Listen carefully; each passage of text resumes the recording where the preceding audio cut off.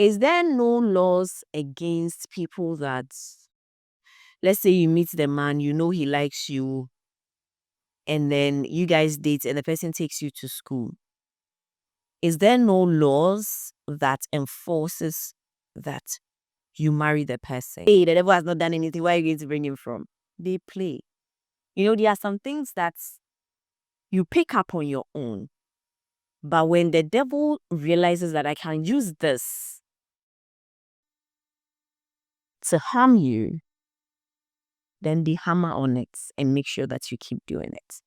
Then it becomes an addiction. What you have is an addiction that needs to be killed. You meet guy for Snapchat.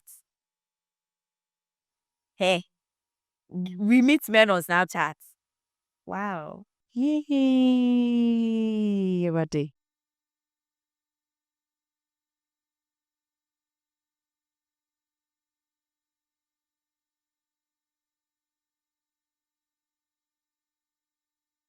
For the very first time, I'm stuck.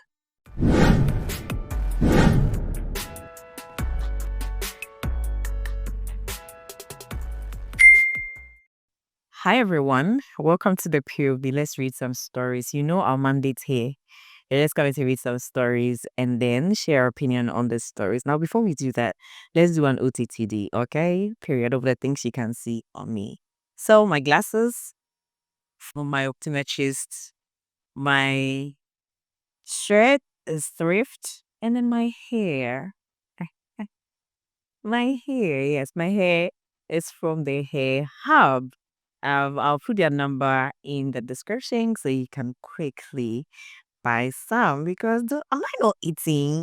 Am I not eating? Like your girl can do everything, low cut, long cut braids, everything, and still look pink. Is it what?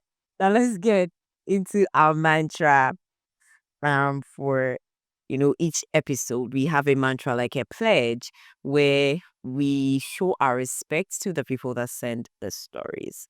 Now this is it. If they posted it on social media, if they posted it on social media, if they posted it on social media, then they made it our business. And since they made it our business, we're going to make it our business. This simply means that they trusted us enough to bring it to us. We are also going to respect them enough to be sincere about it. So if you that sent this story, you messed up. Okay, I'm going to tell you. If you did something that needs to be addressed or worked on personally for you, I'm going to tell you. Now, if the other person was the one that messed up, then go call it as usual. So let's get into the stories that we have for this session. Let's have it. Let's have it. Dear Ikria, please keep me anonymous. Been jerking off for some years back, and it all started because I can't get a girlfriend and can keep it up when I'm horny. Okay.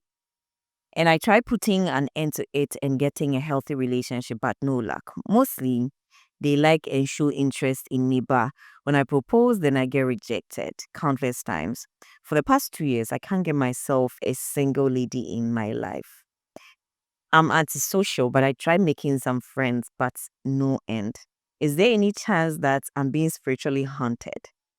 Any advice, please? I will be in the comment section.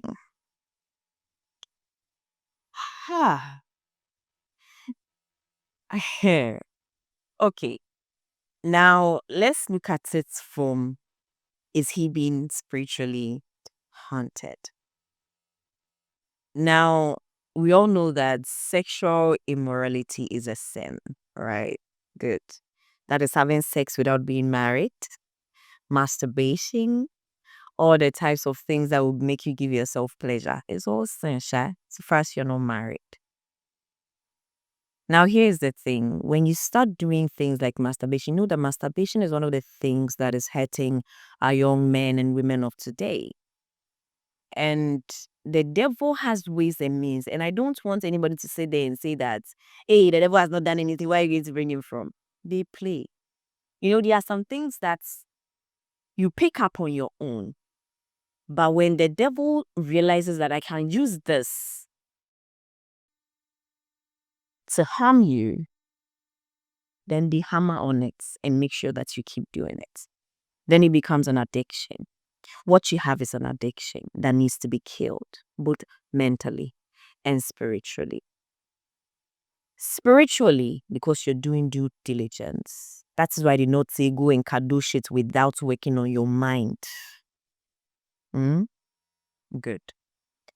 So maybe you are not being spiritually haunted, but maybe you started, you picked it up yourself, and then it became an avenue the devil can use you through, and decided to go through it. And now it has become something that you're being hunted with. You're young. I don't even think that it is wise. That's the only reason why you are looking for a girlfriend in today's age, is to be able to take away the honiness in you. So she'll become, nothing more than a sex object to you, just so you don't go ahead and sin a sin. You understand? So you're using sin to cover sin. Like, last, that's what it's looking like. I think you need to, think of getting in a relationship with someone with the thinking of, I want to build a life with this person. The sex there is just a bonus to it, build a life with this person with everything included. So, what I'm basically trying to say is that don't try to find a girlfriend to satisfy your sexual needs or so you don't masturbate, and find ways to stop masturbating. One is trying to speak to a counselor, a therapist if you can afford it, and two, praying about it and reading the Bible, and you're going to be fine. Okay. Let's have it. Let's have it. Dear Ekia, I'm a girl of 22 years old and a student. I met this guy on Snapchat. You meet guy for Snapchat. Hey, we meet men on Snapchat. Wow. At the time, I was going through trauma from my last relationship. He was the only one who was always available for me. He was always nice to me and always advises me. He asked me to be his girlfriend after a few weeks of talking. I accepted. This guy was very nice and always treats me right. And I will say, with all my relationship I've been in, he was the only one that knows how to treat a lady right. I fell in love with him and always leave school to go meet him in Kumasi anytime he's around. And there's never a dull moment with him until he went back to Accra, where he actually based. After he went to Accra, within 2 weeks, this guy started giving me attitude, not even attention anymore. This is where things started going wrong and arguments always on, because I feel he was doing something behind me. But he always keeps insisting that he's always busy, because anytime he's in Accra, it's just about work. I understood him, but still wasn't getting that much attention from him neither. Does he even call to check up on me? But anytime I confront him about it, it turns to arguments. I'm the emotional type and also someone that cares so much about body count. So therefore, I hate jumping from relationships to relationships. And right now, I can't even concentrate on myself or my academic, because all I do is think about my relationship. I cry every day. And whenever I tell him, um, he says sorry. Until one day, I saw a video of him which he sent to me. He was in a fancy restaurant and there was someone else on the table with him. And hearing the voice from the back, I realized it was a lady. I asked him and he said it was his friend he went out with. And the lady talking was just a waiter. But I didn't believe it. And he later told me the lady was just an ordinary person sitting on the table with him because it's a public place. First, it was just a waiter. Now, ordinary person. That's even, yeah, it's like an ordinary. Hey, this guy can lie. Adam. Hmm. I told him that it was a lie and asked him to choose between the relationship and the truth. And he said he was serious, that he didn't know the lady and she was just making her call. I ignored him because I didn't want any more drama. He has become more cool towards me and has always been aggressive towards me. I'm very traumatized right now because I don't know what to do again, because I cry my eyes out every day. and night, asking what I have done wrong, and I'm seeing no change in his behavior. Please share my story and keep me anonymous. I need advice from your people and the media. Thank you. Shay, I should pass because she didn't say she wants my opinion. Anna. Yay. So I'll leave this out to the comments section. Wow. Wow. This guy has turned me into Abulas. Very interesting take. Well, you didn't ask me for your opinion, but I can tell you this one for free. Eh? I know that it's difficult when you're in love with someone and the person changes towards you. And you have tried to find reasons why this is happening. And you always seem to feel like you are the one going mad, right? I need you to pull back. Okay. I mean, he doesn't call you again. You two don't call again and see. Like, pull back a bit. Pull back a bit and see. If really, and I'm not saying this because of the things that I see on social media, but because I genuinely believe that as a person, don't go a day without at least saying hello to someone you claim you love.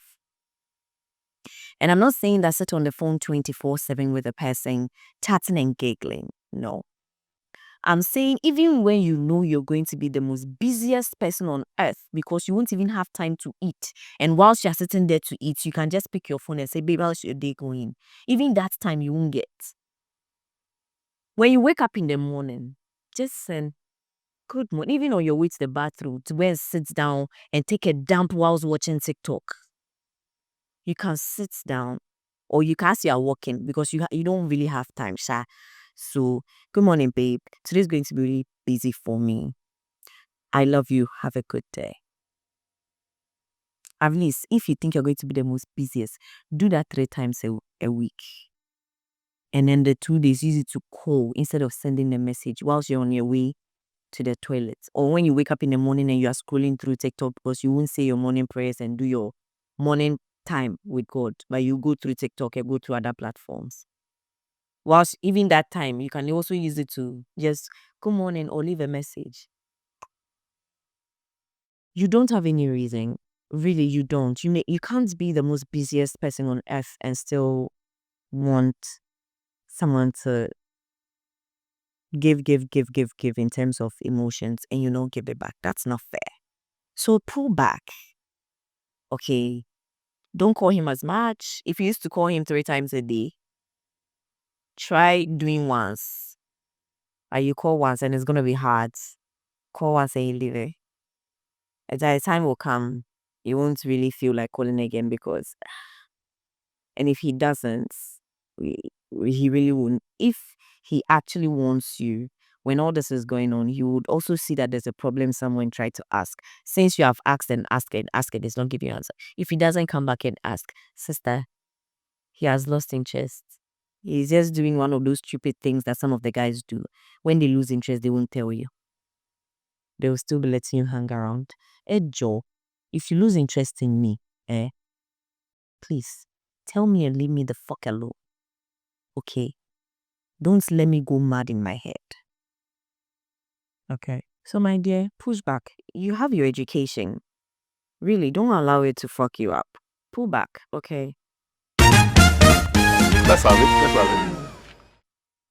Dear Ikea, please keep me anonymous. I'm a lady of 25. I was a teacher, but now I have quit because the school is not taking SHS graduates anymore. So I decided to learn fashion. I have managed to buy my sewing machine and it's left with my training fees and some items on the list. A little background story. My dad passed away 18 years ago. I have 2 siblings and I'm a second born. After my dad's absence, my dad's family threw us from the house when it was raining. There was no help from anyone. I have to stop school and help my mother to sell someone's cassava for the person before we can eat. We sleep in my dad's elder brother's shop for 2 years before my mom was able to rent a single room. Fast forward, things were okay. So I went back to school, and through my mom's struggles, I was able to complete SHS with good grades by the grace of God. So things became hard, and my mom has to leave our town and stay with her mom in the village. So through the teaching, I was able to rent a single room and take care of my junior brother. Life is not easy, but we are managed. And I met this guy who is in his late 30s. He's not rich, but he's doing well. As I'm typing to you, it's 2:28 a.m. and I'm crying. He has trust issues because he sent someone to school, and after school, the person betrayed him, so his insecurity is very high. He saw a number on my phone and he said I'm dating the person because the person has texted me good morning, dear. And because of that, this guy and his girlfriend has issues because she thinks I'm dating her man. But I have to talk to him once the very first day he took my number. I didn't heard from him again until he saw that text. Not even a week as I'm typing to you. I was asleep around 10 p.m. I had a knock. I opened it and it was him. He entered the room and started shouting and searching, saying that there's a man in the room because he called my number and it was busy, not even on another call. Meanwhile, I'm not the one controlling the network. He took the phone he bought for me, keypad, so I was trying to get it back and remove the SIM.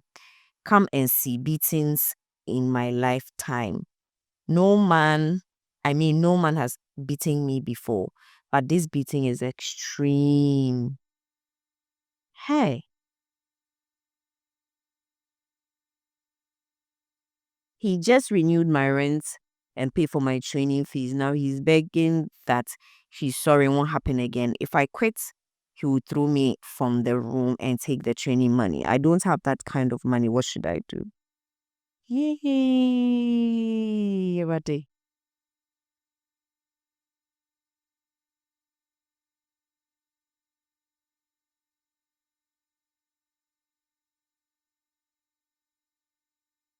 For the very first time, I'm stuck.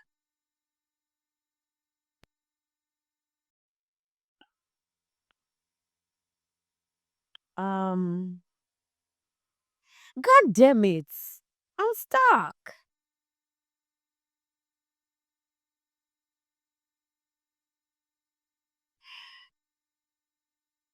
It will happen again. That's the unfortunate thing.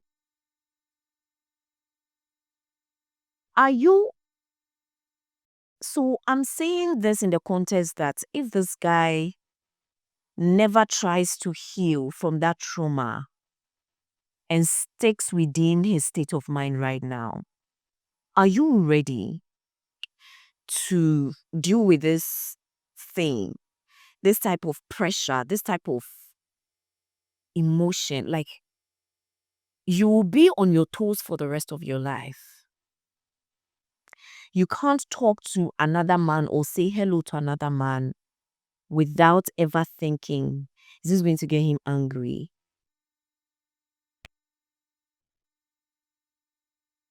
Is there no laws against people that, let's say you meet the man, you know he likes you, and then you guys date and the person takes you to school?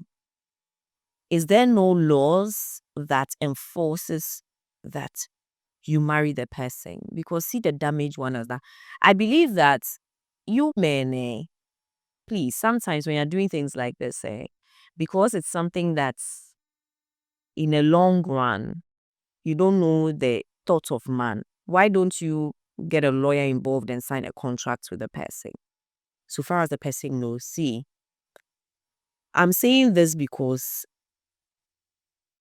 maybe the only way the person can up and say, I can't be with you again, it's either through violence or um I genuinely don't love you again.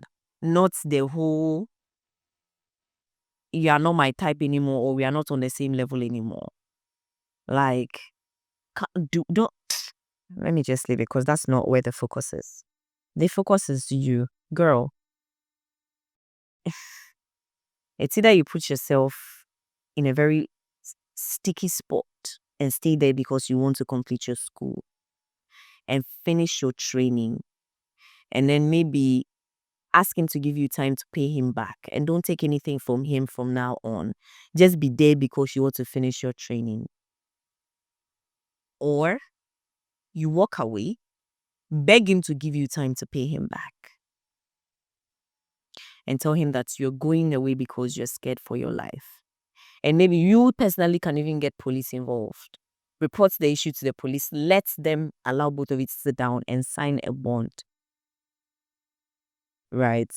And let him give you the time to pay whilst he leaves you alone. Then if you don't pay, then we know that you two, you are another.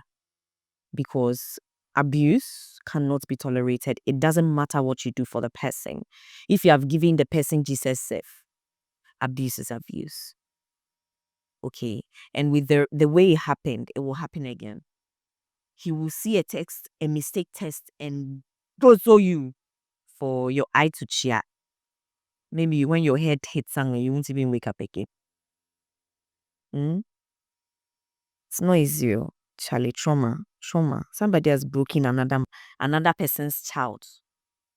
God is watching that woman. Let's have it. Let's have it. Dear Ekia, please keep me anonymous. Hope all is well at your end. I've been having issues and want you and your fans to help me. They are not fans, so they are community members, they are family members, they are friends. Here we go. In 2020, I met a lady whose mom sells food at my workplace, which I normally eat from there in the afternoons. She was then informed too, and due to COVID, they are in the house. One day after me eating, I gathered the courage to talk to her to get her number. Fast forward, we started friendship, and one day the school called them to come for their things, and she went with an uncle. We ran shifts, and that day I was on night. So we talked throughout the journey and realized that the uncle couldn't bring her back that same day. So she demanded to come with the approval of the parents. So the uncle let a driver friend picked her, and on the way, the driver wanted to make ways with her. She called me, and she called me as if it was the father she called. So the driver couldn't continue. Advised her to let at least her mom know, but no avail. Fast forward again. They resumed school and she left for school. This time, we looked things up a bit. Peer pressure got her and she called off and a relationship in the name of writing Wasi. It's been long time we talked and I got admission and was about to leave and decided to at least call her. She picked up the call and said she was busy, so I hung up and texted her that I don't mean to disturb her, but rather, wanted to let her know that if she is back, she's not going to see me. Few minutes later, she called and we talked more than an hour. And I told her I'm already gone. She do call to check up on me and also do so. She advised that I shouldn't take a girlfriend and concentrate on my studies. Second year vacation, and I went to my hometown and she also came down from Accra and we met, talked and introduced each other to our mothers. Now, I've finished my program and going for NSS. She wasn't buying the idea of me still going too far to Western region, but later understood. This is where things started changing again. Few months to finish my service, which she knows I'm doing my top up during the service period also. She's aware. She doesn't pick my calls, reply texts, messages early, and a whole lot. When she's stressed about family issues, where she's working, she makes sure she talks to me. I ask about her plans for life. In the past years, she completed school, but nothing tangible came out. So I decided not to ask again. Recently, I texted her about her receiving the money on her, and when she doesn't, she let me know. Okay, after days passed, she didn't receive the money, and she called and said the money didn't come. I said, okay. When she called, she was like, her phone fell off into water and not functioning properly. So I won't be hearing from her. My birthday was 3rd October, and her birthday was October 10th, and she didn't get me anything, but she was expecting gifts from me. And I told her it will come later. She will get the chance and means to get to me when she's in need, but I need her to talk to her. I will not find her. She started complaining about my distance that's making her not to call me. I know she has a guy friend who she's been always calling and texting. we can be making call and the other guy will call and she'll put me on hold than more than 3 minutes and claim it was the mom. One of our conversations, she was like, her mom likes me and wants her to keep me, and I'll be a great person, so she should not lose me. Now my mind is telling me otherwise of her to wise up fast and don't waste my time. Life is on her. I'm 5 years older than her and she's not doing anything to help herself either in education and in skill acquisition. I told her I'll come to Accra, but as things are going, I don't want to because I'm already feeling disappointed by her. The house she works at, the man was making changes on her, yet she couldn't say anything. I tried to get her a different work, but she refused and is still there. Please help me. Should I continue to trust her and go to Accra or just let things be like and continue my life? How are things where you are? Like in your story, the write up is bad, but where you are things working out for you? Because if you don't see the seriousness in her, don't just pack your bags and come to Accra because of her. If you can find a good job that can take care of you there, stay there. If you want to move back to Accra because you want to, that's fair. But don't move because you think the relationship will work more if you come here. If she's not even showing any seriousness. Do you understand? So you need to sit down and think about it well.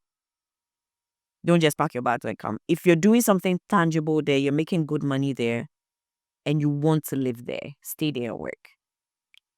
If you feel like, okay, you want to find a job in Accra for your own self, do that. But with the way she's behaving and her own seriousness, you can't just up and come because of that relationship. Because if you do that and things don't go well and you come and you guys don't work out, problem will come.